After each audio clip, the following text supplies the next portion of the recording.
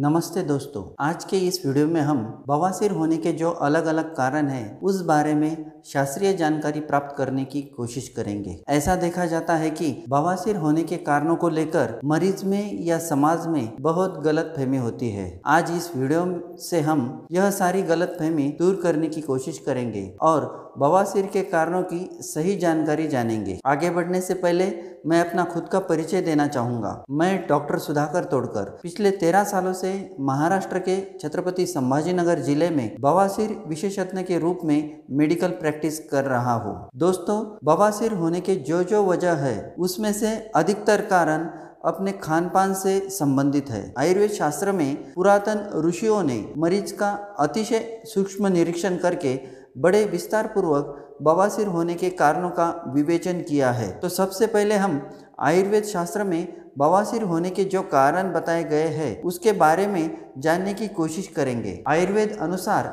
सबसे पहले और महत्वपूर्ण जो कारण बताया है वह है मंदाग्नि। कौन से भी कारणों से जब किसी व्यक्ति की भूख कम हो जाती है तब उसे मंदाग्नि कहा जाता है। मंदाग्नि के कारण आहार का पाचन ठीक से नहीं होता और फिर कुछ दिन बाद उस व्यक्ति को बवासीर होती है। दूसरा जो कारण है उसे अध्यशन कहा जाता है। इसमें अध्यशन मतलब पहले जो खाना खाया हुआ है वो उसका पूरा पाचन होने से पहले ही दूसरी बार और खाना खा लेना, उसे अध्यशन कहा जाता है। तीसरा जो आहार संबंधित कारण बताया गया है वह है अभिसंधि आहार, जिसमें कुछ आहार सेवन के कारणों से अपने शरीर में स्राव की मात्रा अधिक बढ़ती है।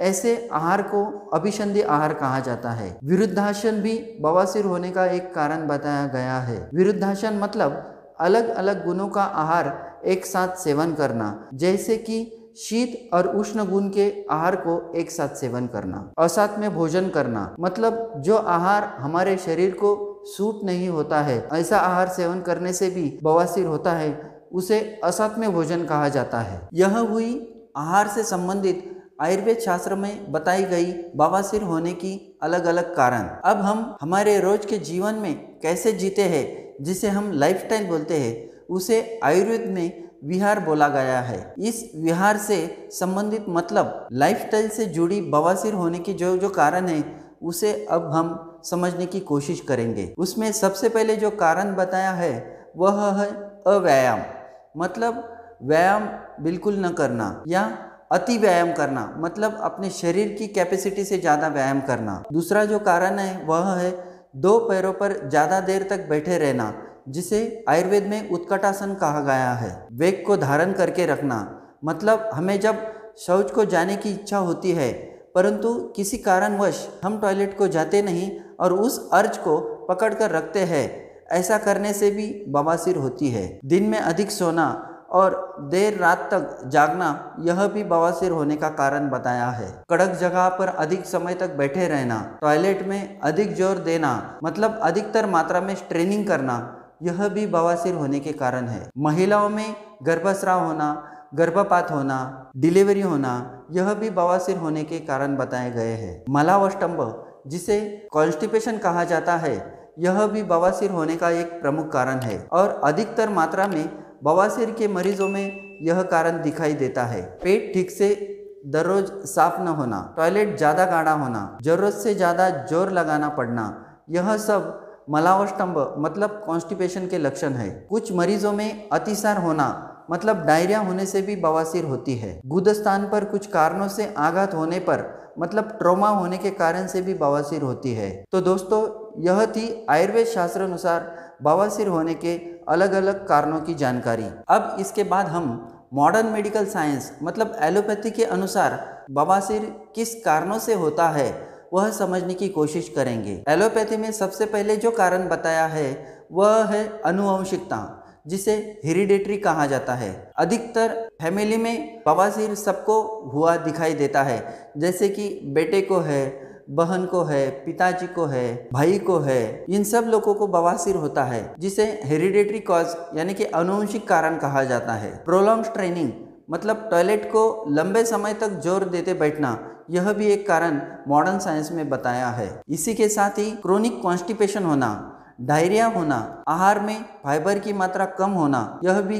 बवासीर होने के कारण है। कुछ लोगों में आंतों की कुछ बीमारी होने से बवासीर होता है, जैसे कि colon cancer, intestinal tuberculosis, ulcerative colitis, Crohn's disease, hyper acidity, इन सब की वजह से बवासीर होती है। महिलाओं में प्रेगनेंसी रहना, डिलीवरी होना, एबॉर्शन होना, मिसकैरेज होना, यूटेराइन ट्यूमर होना, इन सब कारणों से बवासीर होती दिखाई देती है। बूढ़े लोगों में इनलार्ज प्रोस्टेट मतलब प्रोस्टेट ग्रंथि बढ़ जाने से भी बवासीर होती है। यूरेथ्रल स्ट्रिक्चर होना, पोर्टल हाइपरटेंशन, इन कारणों से भी बवासीर होता है। तो दोस्तों, यह हुई आयुर्वेद शास्त्र और मॉडर्न मेडिकल साइंस में बताई गई बवासीर होने के अलग अलग कारणों की संपूर्ण शास्त्रीय जानकारी। मुझे आशा है कि यह वीडियो देखने के बाद बवासीर होने के अलग अलग कारणों को लेकर आपके मन के सारे सवाल और आशंका दूर हो गई होगी। उसके बाद भी आपके मन में कोई शंका या सवाल हो तो आप मुझे नीचे दिए गए कमेंट बॉक्स में पूछ सकते हैं। मैं आपके सवालों का जवाब देने की कोशिश करूंगा। यदि आप इस चैनल पर पहली बार वीडियो देख रहे हो तो चैनल को सब्सक्राइब जरूर करें और उसके आगे का बेल आइकन बटन दबाएं, ताकि भविष्य में आने वाली ऐसे ही नॉलेजेबल वीडियो का नोटिफिकेशन आपको सबसे पहले मिले। यह वीडियो आपको पसंद आया हो तो लाइक करें और अपने दोस्तों के साथ शेयर करें। तो दोस्तों, आज के लिए इतना ही। फिर मिलते हैं अगले किसी ऐसे ही नॉलेजेबल वीडियो को लेकर। तब तक के लिए धन्यवाद। Stay fit, stay healthy.